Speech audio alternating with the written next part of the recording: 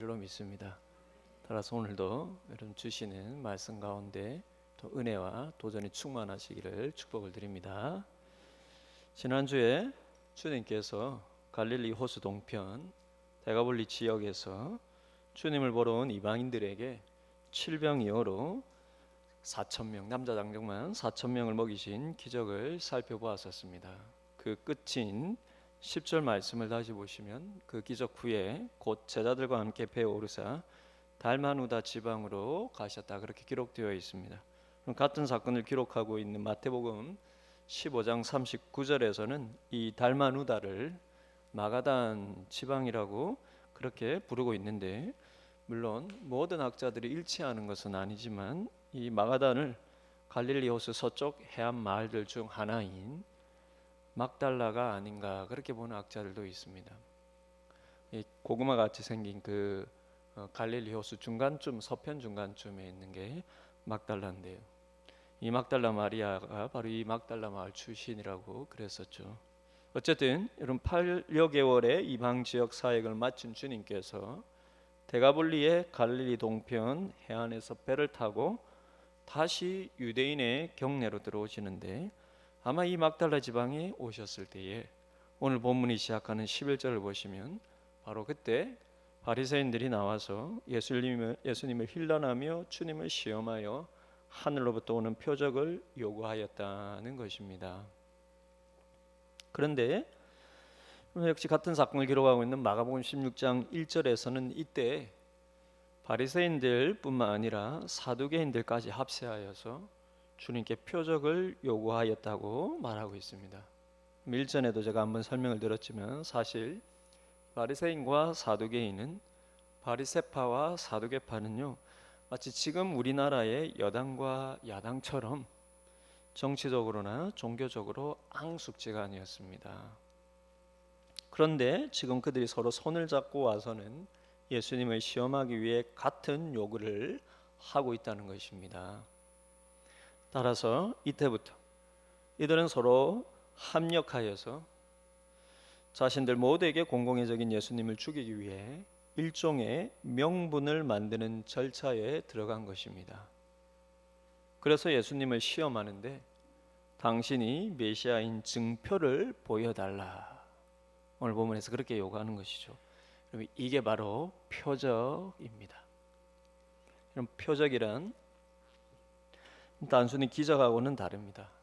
표적은 무언가 신적인 것을 결정적으로 증명하는 기적적인 현상을 가리킵니다. 그래서 헬라어로 이게 세메이온이라고 하는데요, 이 단어를 영어 번역본들은 한결같이 여러분 다 알고 있는 영어죠. 사인이라고 번역을 하고 있어요. 영어로 사인이 뜻하는 게 무엇입니까? 쉽게 말하면 표시죠. 무언가 약속된 것이 바로 이것이다라는 것을 증명해 보이는 표시, 이 사인입니다. 구약의 많은 선지자들을 통해서 하나님께서 오랫동안 약속하신 메시아, 그것을 바로 증명할 수 있는 결정적인 사인을 보여달라는 거예요, 예수님께 지금. 그러면 사실 기적들은요, 예수님께서 지금까지 수없이 일으키셨고, 이 바리새인과 사두개인들 역시 직접 주님의 행하신 기적들을 수없이 보아왔고 들어왔습니다. 병자들을 치유하고 귀신들을 쫓아내고 심지어 오병이어로 2-3만 명을 먹이신 것도 그들이 직접 보고 들었습니다. 그럼 세상 역사에서 그보다 더 놀라운 기적을 일으킨 사람이 어디에 있겠습니까? 그럼에도 불구하고 이들이 지금까지 그들이 보고 들었던 그 놀라운 기적들과는 달리 표적을 요구하는 것은 예수님이 메시아인 결정적인 증거를 지금 대보라는 거예요. 근데 문제는 이들이 예수님의 메시아 되심의 표적을 진짜 보고 싶어서 지금 이런 요구를 하고 있는 것이 아니라는 것입니다. 그저 예수님을 죽일 명분을 찾기 위해서 이것을 요구하고 있다라는 거예요. 그래서 예수님을 거짓 메시아로 고발할 준비를 지금 하고 있는 것입니다. 그러니 주님께서 어떤 표적을 일으키신다 한들 이들 속에 주님을 믿을 마음이 전혀 없으니 어떤 더 놀라운 기적, 지금까지 일으켜셨던 기적도 놀라운 것인데 어떤 더 놀라운 기적을 일으킨다 하더라도 실은 아무 의미가 없는 거예요. 이들 마음엔 지금 믿을 마음이 없습니다. 그리고 결정적으로요, 이 표적이란 게 딱히 어떻게 정해져 있는 것도 아닙니다. 그냥 자신들이 인정할 만한 놀라운 일을 일으켜 보라는 것입니다. 우리가 인정할 만한 놀라운 일 한번 일으켜 보십시오. 예를 들면 이런 것들입니다. 그러면 실은 예수님 당시에도 예수님 외에 실제 자신이 메시아라고 자칭 스스로 메시아라고 주장하는 자들이 예수님 외에 많았습니다. 그들이 사람들에게 사실 예수님은 내가 메시아야 뭐 이렇게 직접 얘기한 게 아니죠. 그 메시아 되심의 증거들을 보여주셨던 것이죠. 근데 자기 스스로 마치 지금 이단들 중에 내가 예수야, 내가 재림 예수야 이러듯이 내가 바로 하나님 보내신 그 메시아야, 이렇게 자칭 메시아라고 주장하는 자들이 많았는데, 그럼 그들이 사람들에게 자신이 하나님이 보내신 메시아임을 증명하는 표적을 그들 스스로 약속한 일들이 많았다고 해요. 근데 그 표적들은 주로 일종의 구약의 놀라운 이적의 재현들이었다고 합니다. 예를 들면 이래요. 구약에 모세가 홍해를 가른 것이나, 그럼 여호수아가 요단강을 도하할 때 요단강이 이 물이 이렇게 멈췄던 것과 이것처럼요. 내가 요단강 물을 둘로 갈라놓고 그것을 통과할 수 있는 길을 내겠다며 그것을 메시아의 표적으로 약속하는 자들도 있었다 하고요. 혹은 구약의 여리고성이 무너진 것처럼 내가 성벽을 무너뜨릴 수 있다고 약속하는 자도 있었다고 합니다. 이런 것처럼 이런 것들을 표적으로 내세웠다라는 것입니다. 그럼 지금 바리새인과 사두개인들이 예수님께도 이런 종류의 기적을 한번 일으켜 보라는 것입니다. 그러나 여러분, 돌이켜 보면은, 더 깊이 생각해 보면은요, 주님은 사탄에게도 시험을 받으실 때 바로 이런 종류의 표적을 사탄에게 요구받은 바가 있지 않습니까? 네가 하나님의 아들이라면 이 돌들로 떡덩이가 되게 해봐. 네가 하나님이 보내신 메시아라면 이 성전 꼭대기에서 한번 뛰어내려봐. 그러면 천사들이 너를 받들지 않겠어? 그렇게 네가 하나님의 아들이요 메시아임을 한번 보여봐, 증명해봐, 표적을 줘봐. 하지만 주님은요, 메시아의 표적에 대한 사탄의 이런 요구들을 모두 거절하셨습니다. 왜 거절하셨을까요? 여러 가지가 이유가 있겠지만 그 중에 하나는, 그럼 한번 그 요구대로 증명해 보이면서 주님께서 봤어? 내가 하나님 아들 맞지? 내가 메시아 맞지? 그러시면 될 것 같은데 왜 그것을 거절하셨을까요? 그 중요한 한 가지 이유는 바로 사탄은요, 예수님을 믿어서 혹은 예수님을 믿고 싶어서 이런 표적을 요구한 것이 전혀 아니기 때문입니다. 지금도 마찬가지예요. 바리새인과 사두개인들이 주님을 믿어보려고 표적을 요구하는 것이 아닙니다. 오히려 사탄처럼 예수님을 넘어뜨리기 위한 구실을 찾고 있는 것입니다. 그래서 12절을 보시면요, 주님께서 마음속 깊이 탄식하며, 즉 마음속 깊이 안타까워하시면서 이렇게 말씀하시는 거예요. 어찌하여 이 세대가 표적을 구하느냐? 내가 진실로 너에게 이르노니 이 세대에 표적을 주지 아니하리라. 그럼 주님께서 행하신 그 수많은 기적들을 보고서도 믿을 마음이 없다면 어떤 더 놀라운 기적을 일으킨다 한들 너희가 믿겠느냐라는 것입니다. 하지만 주님의 말씀을 듣고 주님께서 행하신 자비와 긍휼의 은혜를 보면서 그분을 마음으로 받아들이려고만 한다면 실은 지금까지 가르쳐 주신 말씀과 보여주신 많은 능력들이 그분이 하나님의 아들이요 메시아이심을 곧바로 깨닫게 하는 수많은 표적들이라는 것입니다. 내가 이 세대에 표적을 주지 아니하리라는 말씀은 나 표적 보여주기 싫어 이게 아니라 실은 지금까지 수많은 표적들 다 보여주고 있었다는 거죠. 너희가 믿을 마음이 없어서 지금 이렇게 표적을 또다시 찾고 있는 것뿐이지. 그러니 표적을 또 보여주다 한들 너희가 나를 메시아로 너의 구세주로 받아들이겠느냐는 것입니다. 표적을 주지 아니하리라. 그런 마음을 열고 보면 그분이 하나님의 아들이심에 대한 얼마나 수많은 표적들이 있습니까? 마치 로마서 1장 20절에서요, 바울이 모든 만물 안에 하나님의 살아계심에 대한 표적들이 다 들어있다고 말씀하신 것처럼요, 창세로부터 그의 보이지 아니하는 것들, 꼭 그의 영원하신 능력과 신성이 그가 만드신 만물에 분명히 보여 알려졌나니 그러므로 그들이 핑계하지 못할지니라. 하나님은 안 보여주시는 게 아닙니다. 수많은 증거들을 보여주셨습니다. 마찬가지로 주님께서도요, 오셔서 수많은 증거들을 보여주시고 가르쳐주시고 말씀해 주셨습니다. 중요한 건 그들의 마음에 그것을 받아들일 마음이 없다라는 거죠. 여러분, 그렇습니다. 마음에 믿음이 있으면 모든 게 하나님의 살아계심의 증거로 보이는 법이고요, 반대로 마음에 의심이 가득하면 무엇을 보여줘도 하나님에 대한 불신의 증거가 되는 것입니다. 예수님이 메시아 되심의 증거도 마찬가지입니다.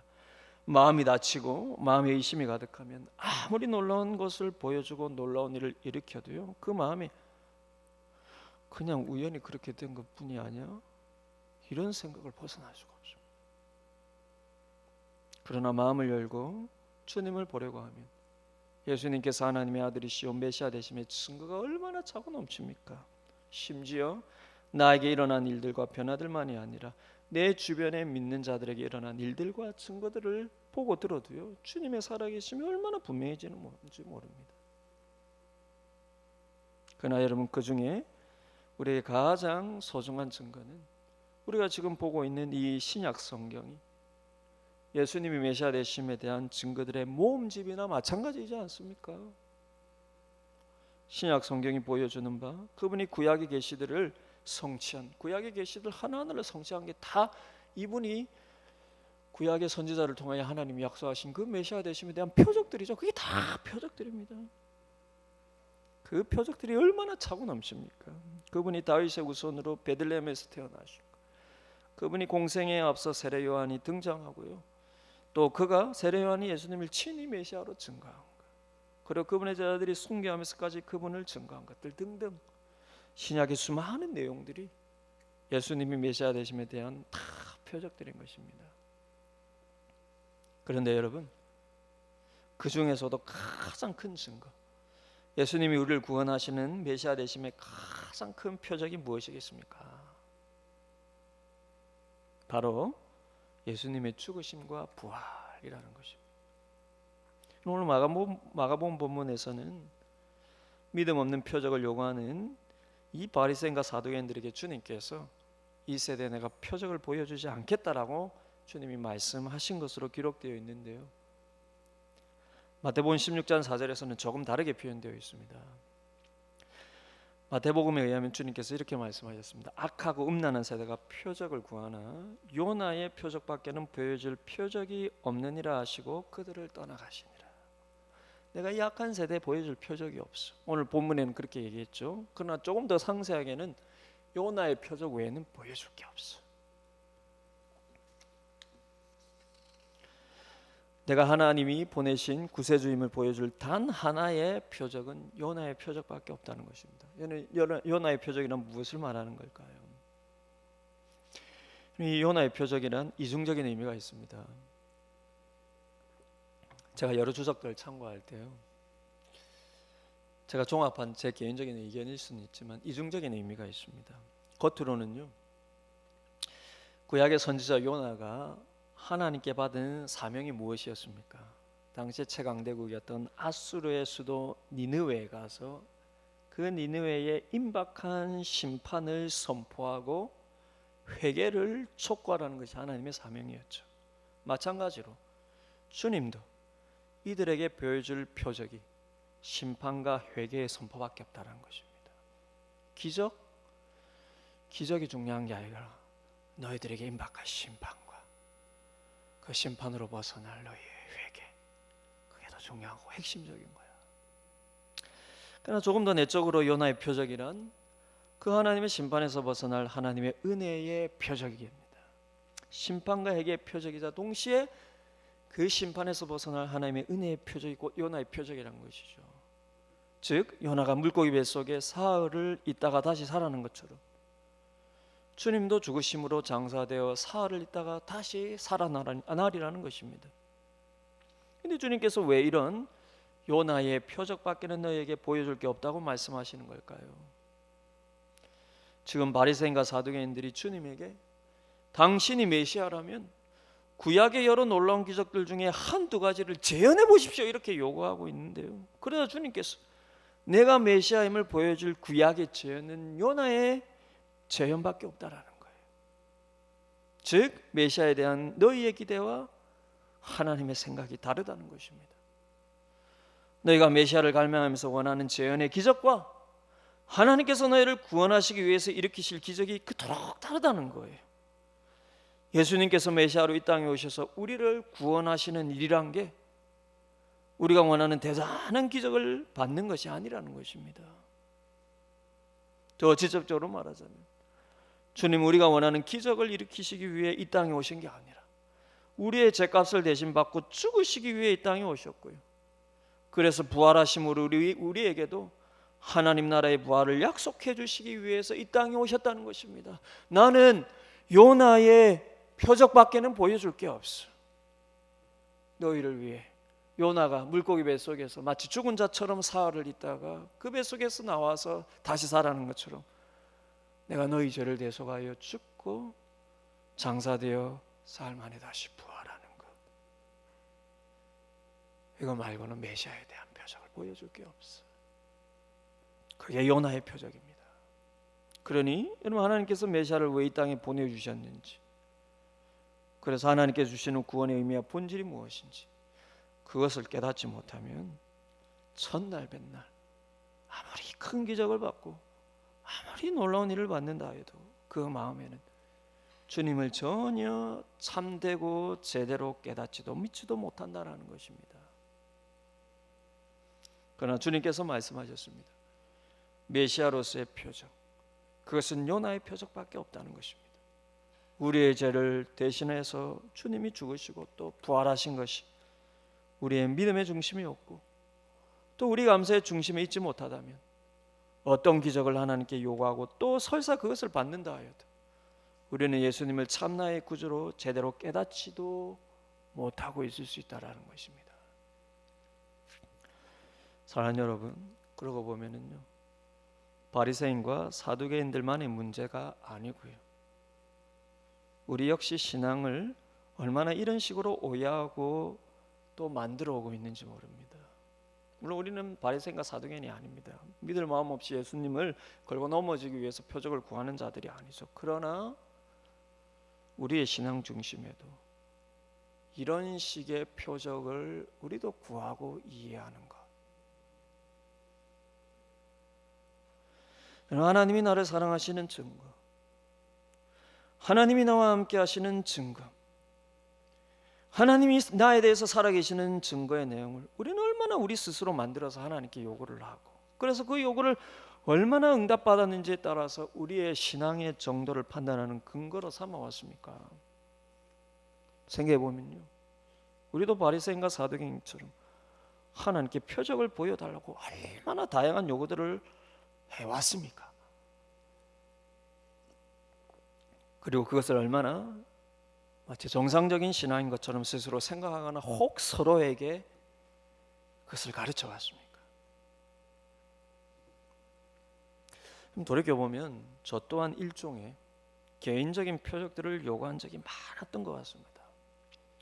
오늘 설교를 준비하면서 제 자신을 살펴봐도요, 이런 식의 표적을 구하는, 그리고 그 표적을 얻는 것을 좋은 신앙으로, 자랑할 만한 신앙으로 생각해 왔던 것 같아요. 예수님이 하나님이시요 나의 메시아이심에 대한 다양한 표적들만. 제가 처음 신앙생활을 하였던 게 고등학교 1학년 때였는데요. 정확한 그때는 아직 기억이 안 나지만 분명한 건 고등학교 시절이었던 것 같아요. 처음 신앙생활한 지 얼마 안 되고 나서 저는 어떻게 하면 나에 대한 하나님의 사랑을 한번 확인해 볼 수 있을까 싶어서 이런 표적을 구하였던 기억이 납니다. 그때 처음 예수님 믿고 교회 다니면서요, 그 구원에 대한 확신이 분명히 있지만 내가 하나님이 특별히 나 개인을 사랑하시고 또 나 개인을 향한 하나님의 어떤 구원의 그 감격의 확신을 다시 한번 느껴보고 싶어서 이런 표적을 구했는데, 생각해 보면 그게 제가 은근히 교회 안에서 좋은 신앙으로 아마 저도 모르게 무의식적으로 익혀왔던 게 아니었나 싶어요. 그때 구했던 표적은 이렇습니다. 여러분, 밤하늘에 수많은 별들이 보이던 날에 옥상에 올라가서요, 고개를 쳐들고 하나님 나를 사랑하시면 별똥별을 하나 떨어뜨려 보십시오. 지금은 여러분 이게 지금 우리 사천은 시골이어도 그 도시들보다는 별들이 많겠죠. 그러나 워낙 요즘 빛들이 많아가지고 그죠? 별들이 잘 안 보이지만, 제 어릴 때마다 부산이었지만 부산에 아주 외곽이었습니다. 아주 시골이었어요. 그때는 빛들도 많이 주변에 밤 되면 정말로 깜깜하지 않았습니까? 정말 하늘에 별들이 굉장히 많았어요. 하늘을 쳐들고 하나님 나를 사랑하시면 별을 하나 떨어뜨려 봐 주십시오. 그리고 제가 몇 분 있었겠습니까? 3, 40분을 고개 쳐들고 있었어요. 지금도 기억나는 게 별똥별을 한 7개나 8개는 봤던 것 같아요. 하나 떨어뜨리고 나서 하나님 하나 더 보여주시래. 지금 아마 그러면 아마 등에 담이 걸리지 않을까 싶은데, 근데 나중에 여러분 과학 시간에 알게 되었습니다. 누구라도 언제라도 하늘을 쳐들고 3, 40분 보면 별똥별 7개, 8개는 볼 수 있다 그래요. 지금은 이제 우리 지금 이런 주변의 빛 때문에 별살 자체가 안 보여서 그렇죠. 정말로 저기 캄캄한 데 가면 수많은 별들을 보면요, 별똥별이 그렇게 떨어진다고 해요. 그럼 여러분, 이게 제가 이렇게 7개, 8개의 별을 3, 40분 동안 보았는데요, 그럼 이게 하나님께서 나를 사랑하시는 증거로 하나님이 보여주신 표적이 맞을까요? 아닐까요? 이전에도 한번 말씀드렸지만, 세월이 한참을 지나서 대학을 졸업하고 진로에 대한 위기감이 저에게 가득했을 때도요, 저는 여전히 표적을 구하는 신앙을 벗어나지 못했습니다. 하나님의 영광을 위해 이 길을 가려는데, 이게 하나님의 뜻이라면 이런 표적을 한번 보여주십시오. 그러다 또 시간이 지나서 하나님, 저게 하나님의 뜻이라면 저런 표적을 한번 보여주십시오. 그러면 생각보다 대부분의 성도들이 희한하게도 표적을 구하는 신앙을 가지고 있습니다. 그리고 그것을 좋은 신앙의 척도처럼 생각하는 경향이 우리나라 교회 안에 많이 만연되어 있는 것 같습니다. 당신이 하나님이시라면, 당신이 살아계시다면, 당신이 나의 구세주라면, 당신이 내 삶의 주인이라면 내가 원하는 이것을 표적으로 보여주십시오. 그런데 여러분, 그런 신앙은요, 내가 원하는 대로의 표적이 보여져도 문제요, 그 표적이 보여지지 않아도 문제입니다. 내가 원하는 대로 되면 앞으로도 계속해서 어떤 내 필요가 생길 때마다 표적을 구하고 그것을 하나님이 나를 사랑하는 척도로 삼으니 문제고요, 내가 원하는 대로 되지 않으면 하나님이 나를 사랑하지 않는 것처럼 여기니 또 문제입니다. 되어도 문제예요, 안 되어도 문제예요. 좋은 신앙 아닙니다, 여러분. 우리가 신앙이 어릴 때는 그렇게 요구하기도 하고, 그리고 또 하나님 그래 보여주시기도 하지만, 그것을 계속해서 그런 신앙을 그런 식으로 확인받는 것을 좋은 신앙인 것처럼 생각하는, 계속 어린 신앙에 머물러 있는 거예요. 그거는요, 내가 원하는 대로 돼도 문제고 안 돼도 문제예요. 왜 그런 신앙이 문제입니까? 그것은 마치요, 그럼 알라딘 이야기 아시죠? 그럼 마치 하나님을 알라딘 이야기에 나오는 램프의 지니처럼 생각하는 신앙이기 때문입니다. 알라딘 이야기에서요, 램프 안에 있는 그 지니요, 알라딘이 이렇게 램프를 만지면 이렇게 쑥 나와서 뭐든지 원하는 대로 다 해주지 않습니까? 램프의 지니는요, 무엇이든지 할 수 있는 마치 전능의 능력을 가졌습니다. 그러나 중요한 것을 램프의 지니는요, 주인이 아니라 종이라는 것입니다. 그 전능한 지니의 주인은요, 오히려 아무 능력이 없는 램프의 주인 알라딘인 거예요. 웃기지 않습니까? 전능한 능력의 지니의 주인은 아무 능력이 없는 그 단지 램프의 주인인 알라딘인 것입니다. 희한하죠? 하지만 그것이 전능한 지니와 무능력한 알라딘 사이의 계약관계입니다. 우리가 하나님을 꼭 이렇게 신앙의 계약을요 꼭 우리 편에서는 이렇게 생각하고 있다는 거죠. 우리가 우리의 필요를 위해 어떤 표적을 만들어 수고할 때마다 우리는 말로는 하나님을 전지전능한 신이라고 찬양하지만 대부분의 경우는 정확히 이 램프 속의 전능한 진이처럼 하나님을 대하고 있다는 것입니다. 전능한 하나님. 그렇지만 우리가 그런 하나님 향해 표적을 구할 때마다 마치 알라딘이 램프를 만지면서 진이를 부르는 듯. 여러분 성경을 좀 아시는 분이 이렇게 반박할지도 모르겠습니다. 목사님, 기드온도 양털의 표적을 구하지 않았습니까? 예, 맞습니다. 그러나 기드온이 표적을 구한 상황은요, 자신의 진로의 판단이나 자신의 삶의 어떤 유익이나 소원을 구하는 상황이 전혀 아니었습니다. 오히려 정반대로 하나님께서 요구하시는 하나님의 계획과 명령을 수행하는 데 있어서 하나님이 나와 함께 하실 것에 대한 확신을 구한 것입니다. 왜냐하면 하나님이 그에게 주신 사명은, 명령은요, 그가 목숨을 내어놓고 미디안의 대군과 싸워야 하는 명령이었기 때문에. 생각해 보시죠. 그 상황. 이스라엘 여러분, 아무 능력이 없고요, 무기도 없고요, 다 흩어져 있고요. 근데 미디안에게 지금 기드온에게 나타나서 그 당시에 이스라엘 괴롭히는 미디안의 그 대군과 가서 싸우라고 하는데요, 자기 생명 내어놓지 않으면 순종할 수 없는 이 상황 앞에서 그 하나님이 나와 함께 하실 것에 대한 내 목숨 하나님 앞에 맡겨놓고 이 사명 감당할 테니 하나님 한번 표적을 보여주옵소서. 그는 자기 생명을 내어놓아야만 순종할 수 있는 하나님의 명령을 듣고서 표적을 구했던 것입니다. 곧 자기 목숨을 바칠 준비를 하고 표적을 구한 것입니다. 더 놀라운 사실은요, 그리고는 기드온의 후의 인생을 보면요, 이후에는 순종의 삶에 있어서 더 이상 이런 표적을 구하지 않습니다. 오직 순종의 삶을 살았던 것이죠. 사랑하는 여러분, 우리에게 필요한 표적은 하나님이 우리에 대한 사랑을 확정하신 십자가의 은혜와 사랑 외에는 없습니다. 우리의 불안이요, 나의 미래에 대한 우리의 불안이, 내 삶에 대한 우리의 두려움이, 그리고 내 마음속에 있는 우리의 욕망이 무수한 표적들을 만들어내며 하나님을 램프의 진으로 생각하게 만들 뿐이지요. 하나님께서는 이미 가장 분명한 표적을 우리에게 이미 보여주셨습니다. 하나님이 살아계시고 내가 너를 사랑하고 내가 죽기까지 너를 사랑하여 너를 구원하시고 내가 네 삶의 주인이 되어서 너와 네 가정의 삶을 이끌어가는 섭리하는 하나님이십니다. 주님이 이미 다 보여주셨습니다. 그것 하나로 그분이 살아계시며 내 삶을 섭리하시며 그분의 기쁘신 뜻대로 선하게 나와 우리 가정을 인도하고 계심에 대한 모든 사인, 모든 증명을 다 마치셨다는 것입니다. 그러나 여러분, 나의 염려와 두려움이 만들어낸 하나의 표적은 설사 그렇게 된다 할지라도 다음에 또 다른 표적을 만들어내요. 내가 만든 또 다른 표적은 그 다음에도 표적을 요구하는 영성으로 여러분 그렇게 굳어지게 하는 것입니다.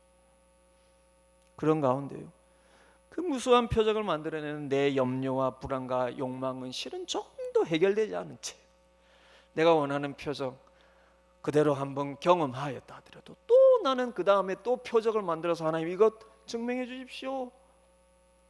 설사 그 다음에 또 그것대로 된다 할지라도요, 중요한 것은 그 다음에도 계속해서 내 마음속에 표적을 만들어서 요구하는 내 염려와 불안과 욕망은 조금도 해결되어 있지 않다라는 것입니다. 오히려 다음에 또 표적을 구해야 될 상황이 되면 더 염려하고 걱정하고 근심하고 두려워하고 감사가 사라지고,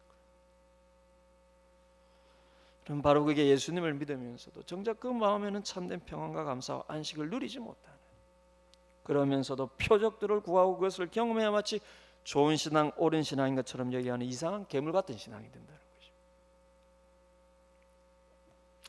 것입니다. 물론 때론 우리의 염려와 두려움과 불안으로 인해서 우리가 만든 표적을 요구할 수도 있습니다. 하나님 그런 우리의 연약함 역시 다 아십니다. 내 마음이 크게 낙심이 되고 내 심령이 크게 낭망이 될 때, 그런 나의 연약함으로 인해 하나님께 애통하며 어떤 표적을 구한 데서 곧바로 하나님 우리를 실망하시는 것은 아닙니다. 그게 우리의 영적인 수준이니까요. 그게 안 그런 척할 필요는 없습니다. 그러나 내 삶을 향한 하나님의 주권에 대한 내 믿음이 있다면요, 그리고 그 고백이 있다면요, 그렇게 내 불안한 마음과 염려한 마음 가운데 애통한 마음으로 표적을 구한다 하더라도 그 끝에는 항상 그러나 내가 원하는 표적대로가 아닌 하나님의 뜻대로 내 삶을 향한 주님의 뜻과 계획대로 되기를 원합니다 라는 순종의 고백이 있어야 하는 것입니다. 불안할 때, 두려울 때, 근심될 때 여러분 마음속에 떠오르는 표적이 있다면 여러분 요구하셔도 됩니다. 그러나 그 끝에는 항상 그대로 되어야만 주님 나를 사랑하신 증거예요. 그 고집을 내려놓고 하나님 이렇게 해주십시오, 하나님 이거 보여주십시오, 하나님 저렇게 되게 해주옵소서. 그 끝에 주님이 정말로 내 삶의 주인 되심에 대한 고백, 주님의 주권과 섭리에 대한 믿음이 있다면요, 그 끝에는 항상 내가 원하는 표적대로가 아니라 내 삶을 향한 주님의 뜻과 계획대로 되기를 원합니다.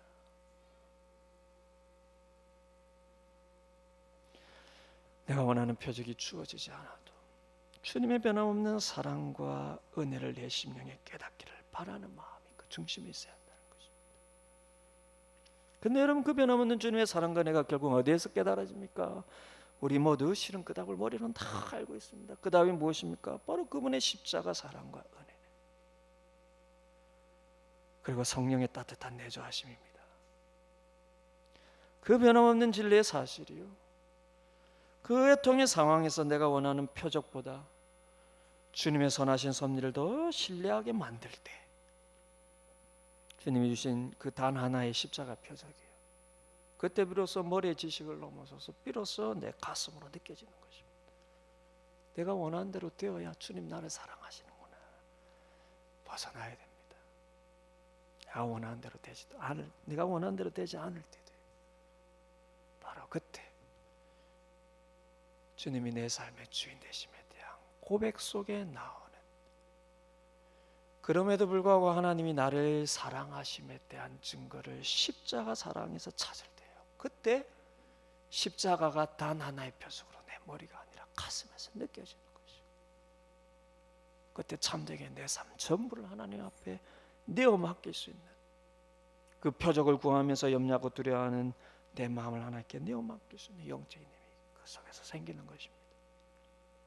그러니 사랑하는 여러분, 주님께서 바리새인과 사두개인에게 하신 오늘의 말씀이 우리의 마음 중심에도 있어야 하는 것입니다. 악하고 음란한 세대가 표적을 구하나 요나의 표적밖에는 보여줄 게 없자.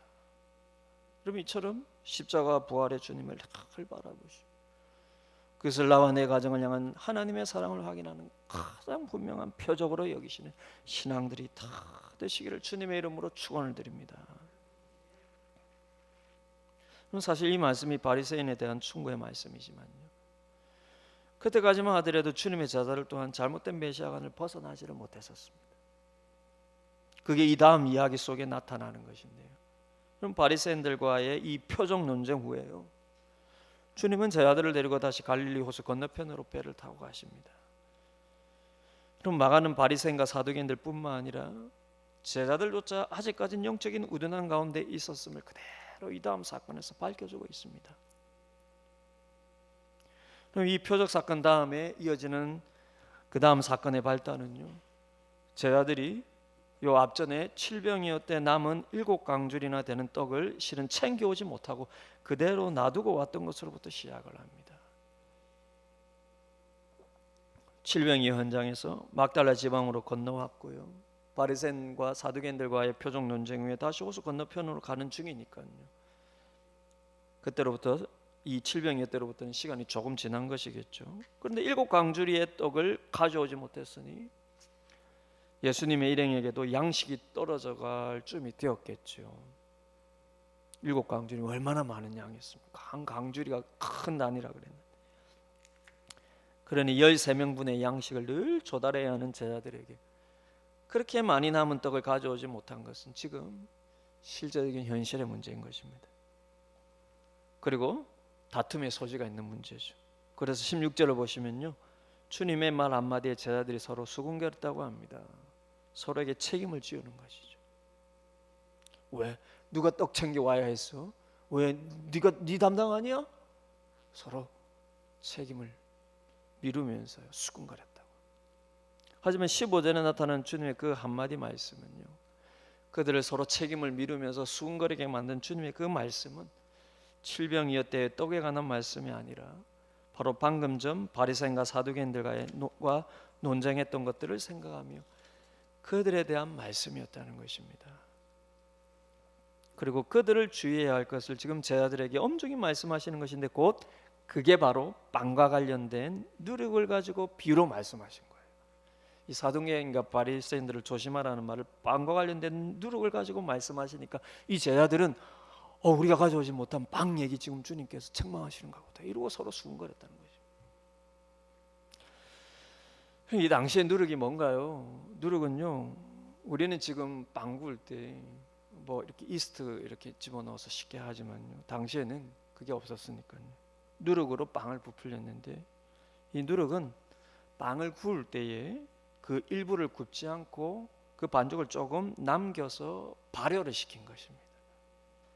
그 발효된 누룩을요, 빵을 굽는 반죽에 넣고 구우면 빵이 부풀어지는 거예요. 그러니 여러분, 일부를 남겨서 발효를 시켰으니까 이 발효시킨 누룩은 일종의 일부 반죽이 부패된 것입니다. 빵을 만들 때 일부를 떼어서 이거 일종의 상하게 만드는 거예요. 그럼 이게 발효가 되면서요, 이게 이제 이렇게 부풀리는 것이죠. 그래서 이 누룩은 알고 보면 일부 떼어서 부패시키는 것입니다.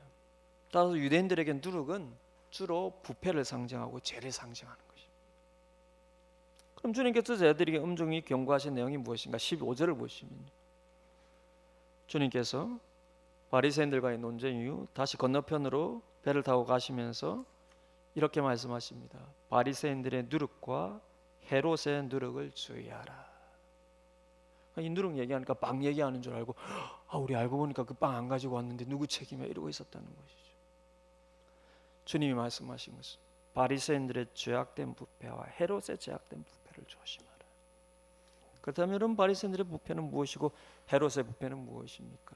여러분, 헤롯은 사두개인들의 중심에 있던 인물들이, 사두개인들과 일종의 여러분 같은 궤를 가지고 있는 것이니까요. 이 지금 바리새인과 사두개인의 부패를 조심하라, 그 말씀입니다. 그럼 바리새인들의 부패는 거짓되고 위선적인 경건함이었습니다. 그들은 자신들의 영광과 성공, 그리고 종교적인 영향력을 위해서 외적으로 보여지는 경건함을 추구하는 자들이었습니다. 반면에 헤롯 당과 사두개인들의 부패는 권력과 힘에 대한 추구입니다. 그들은 비록 귀족 중심의 소수 인원이긴 했지만 로마의 권력에 빌붙어서 유대 사회 전체를 통제할 힘을 가지고 있었습니다. 근데 이런 두 무리가 예수님을 죽이기 위해 한패가 지금 되어 있는 것입니다. 그리고 거짓 메시아로 몰아가기 위해 방금 메시아의 표적을 요구한 것입니다. 주님은 지금 이 둘이 한패가 되어서 주님께 메시아임을 증명해 보이라고 한 방금 전의 사건을 생각하시면서 이 두 무리의 누룩, 이 두 무리의 부패를 조심하라고 제자들에게 지금 주의를 시키고 있는 것입니다. 그러니 이 누룩을 조심하라는 것이 구체적으로 무엇을 의미하겠습니까? 그들이 기대하는 메시아에 대한 생각을 조심하라는 거예요. 그들이 가지고 있는 메시아에 대한 그들의 가치관을 조심하라는 것입니다. 물론 이 두 부류가요, 메시아에 대한 생각에 일치하는 것은 아닙니다. 다만 예수님을 제거하기 위한 목적이 같아서 서로 다른 생각 속에서 메시아의 표적을 요구하였던 것이죠. 바리새인들은요, 자신들이 가지고 있는 거짓된 경건함, 그로 인해 그 속에서 자신들을 차별화시키고 영적으로 우월화시키는 이 위선처럼 그들이 바라는 메시아도 그와 같은 것이었습니다. 자기 유대인들을 다시 으뜸이 민족으로 만들어주고 자신들이 생각하는 경건한 자들을 다른 사람들보다 윗자리에 앉혀주는 그런 메시아, 그리고 그런 하나님 나라를 추구하고 있었고요. 헤롯 당과 사두개인들도 자신들의 권력을 유지시켜주고 확대시켜줄 메시아로 생각하고 있었던 것입니다. 주님께서 지금 제자들에게 이것을 경고시키고 있는 것입니다. 인간의 탐심에 의해 만들어진 메시아, 인간의 권력력에 의해서 만들어진 메시아에 대한 생각을 조심하라는 것입니다. 왜입니까? 그것은 마치 누룩과 같다라는 것입니다. 그래서 너무나 쉽게 사람들에게 퍼져나갈 수 있고 너무나 쉽게 우리 한 사람 한 사람의 생각과 마음을 변질시키고 지배할 수 있다는 것이. 바리새인들도 열심히 메시아를 기다렸습니다.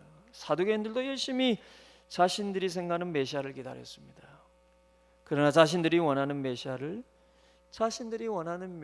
기다릴 뿐이었습니다. 그래서 그 주님을 지금 만나고 있으면서도 자신들이 생각하는 메시아의 징표를 요구하며 자신들이 원하는 기적을 일으켜보라고 요구하고 있는 것입니다. 그러니 주님께서 제자들에게 이들의 누룩을 조심하라고 경고하는 것은 얼마나 중요한 말씀입니까? 너희가 하나님을 믿는 이유, 너희가 나를 메시아로 따르는 이유, 너희가 하나님의 나라를 기다리는 이유, 그것은 너희 욕망에서 나와서는 안 된다는 것입니다. 그것은 하나님께서 우리를 구원하시려는 하나님의 이유에서 나와야 되는 것입니다. 하나님은 결코 우리의 탐심을 채워주기 위해 독생자를 보내신 것이 아니라 우리를 다시 하나님의 자녀로 삼아서 하나님의 말씀을 따라 살아가는 그분의 백성으로 만들기 위해서 독생자를 보내주셨다는 것입니다. 그러니 주님께는 이것이 얼마나 중요합니까? 제자들이 지금 자신들의 생업과 가족을 버리면서까지 주님을 따르는데요, 그 열심과 열정보다 주님께 더 중요한 것이 무엇입니까? 그들이 주님을 따르는 목적입니다. 그것이 주님의 생각과 다르다면 그들이 그토록 모든 것들을 버린다 한들 그것이 주님께 무슨 유익이요 기쁨이겠습니까?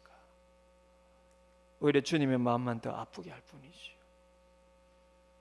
그런데 아니나 다를까요? 제자들이 이때는 이 말씀의 의미를 전혀 깨닫지를 못합니다. 그래서 이 누룩 얘기하니까요, 7병이어 때 남은 떡 가져오지 못한 걱정을 할 정도라는 것입니다. 그런데 주님께서 이때 아니 그 뜻 아니잖아, 그런 뜻 아니잖아, 그렇게 여러분 그 뜻 아니고 이런 뜻이잖아, 이렇게 친절히 답하시는 게 아니라 주님께서 꾸짖습니다.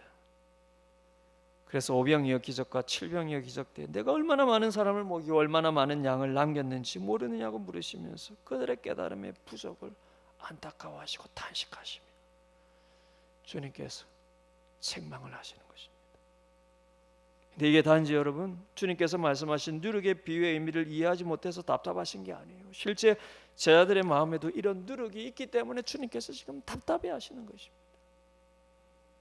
그들 역시 당시까지만 해도 모든 걸 버리면서 주님을 따르는 그들의 중심 위에는 이런 메시아관이 숨어 있었다는 것입니다.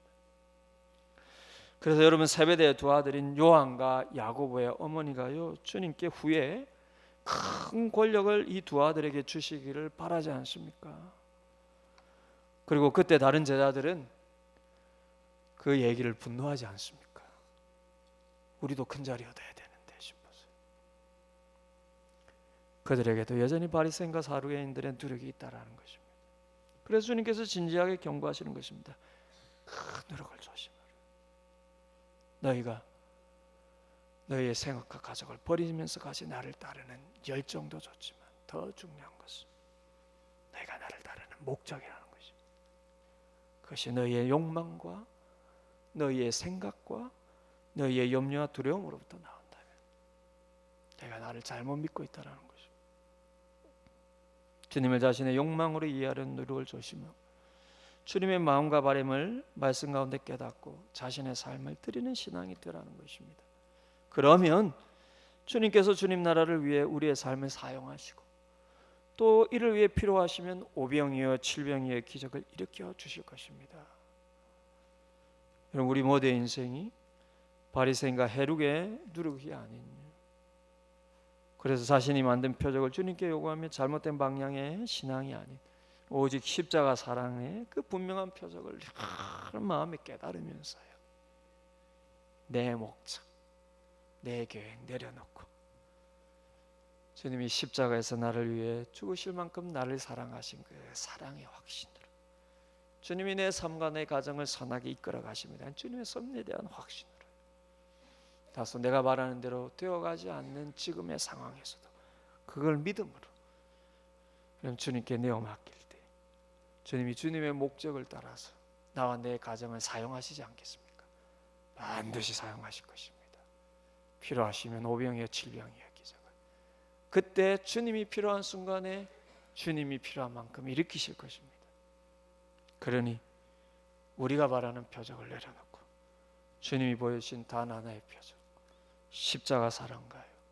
성령께서 지금 우리와 함께 하심에 대한 이 은혜를 늘 깨닫고 고백하시면서, 그럼 예수님이 램프의 진이가 아니라요, 내가 예수님의 종이 되고 내 가정이 예수님의 종이 되는 여러분, 그런 신앙의 삶들이 다 되시기를 주님의 이름으로 축복을 드립니다. 오늘 말씀 생각하면서 한번 기도했으면 좋겠습니다. 그러고 보니 나도 표적을 구하는 신앙이 아니었습니까? 난 그것을 참 좋은 신앙으로 생각하고 내가 원하는 표적을 받을 때 나는 그것으로 참 기뻐했는데 어느덧 내 삶에 또 다른 표적을 구하면서 하나님이 나에 대한 사랑을 증명해 보여달라고 요구하고 주님이 내 삶의 주인이라는 것을 증명해 보여달라고 또 표적을 요구하는, 그러면서 그 속에서 변함없이 불안하고 두려워하는 내 신앙은 하나님이 말하시는 참 신앙인가? 오늘 주신 말씀을 생각하면서 주님, 내 연약함으로 인해서 어떤 표적을 구할 때도 하나님 앞에 내 표적대로 되기를 바라기보다는 하나님의 뜻대로 되기를 바라는 진정한 신앙 고백이 있게 하시고, 그 가운데 주님이 보여주신 단 하나의 표적, 십자가의 은혜와 사랑을 그 속에서 더 깊이 깨닫고 내 삶을 내어 맡기는 참된 신앙이 되게 하여 주옵소서. 오늘 말씀을 따라서 그렇게 같이 한번 기도하기를 원합니다. 기도하시겠습니다. 은혜로우신 아버지 하나님, 바리새인들과 사두개인들이 주님을 시험하기 위해서, 주님을 넘어뜨리기 위해서 하나님 표적을 구하고, 하나님 그때 주님께서 요나의 표적 외에는 내가 보여줄 게 없다라고 주님이 말씀하셨던 것을 우리가 기억하기를 원합니다. 돌이켜보면 우리도 주님 앞에 우리가 만들어낸 표적들을 구하며 나를 향한 주님의 사랑, 하나님의 살아계심, 내 삶을 이끄심에 대한 증명을 해보이라고 요구하며 그것을 마치 좋은 신앙처럼 여기는 잘못된 우리의 신앙의 방향이에요. 어떤 면에서 마치 바리새인과 사두개인을 꼭 닮지 않았습니다. 그러나 주님께서 우리에게도 여전히 십자가 외에는 내가 너희에게 보여줄 표적이 없다고 말씀하시면서 우리에게도 제자들에게 주신 경고처럼 바리새인과 사두개인의 누룩을 조심하라고 말씀하십니다. 돌이켜보면 표적을 구하는 우리 마음속에는 주님, 우리의 욕망을, 우리의 두려움을, 그리고 우리의 근심을, 우리의 욕심을 대신하여서 주님을 마치 램프의 진이처럼 생각하고 여기는 신앙이 있지 않습니다. 주님, 그러나 주님께서는 여전히 오늘도 십자가의 그 사랑, 십자가에서 보이신 하나님이 나를 향한 그 분명한 사랑 외에는 보여줄 표적이 없다고 말씀하시고, 오늘도 성령으로 우리와 함께 하심을 우리가 깨닫게 하시고, 우리가 하나님 신앙의 연륜이 흐르면 흐를수록 내 삶을 주님 앞에 맡기고 십자가 사랑 앞에서 내 삶을 더욱더 주님께 맡기고, 하나님 나의 원대로가 아니라 주님의 원대로, 주님의 계획대로 되기를 바라며 주님이 나와 내 가정을 이끄시는 그 섭리를, 그 귀한 섭리를 보기를 바라는 참 신앙으로 자라갈 수 있도록 주께서 우리와 함께 하여 주시고 또 그런 우리 자녀들의 신앙이 다 되게 하여 주옵소서.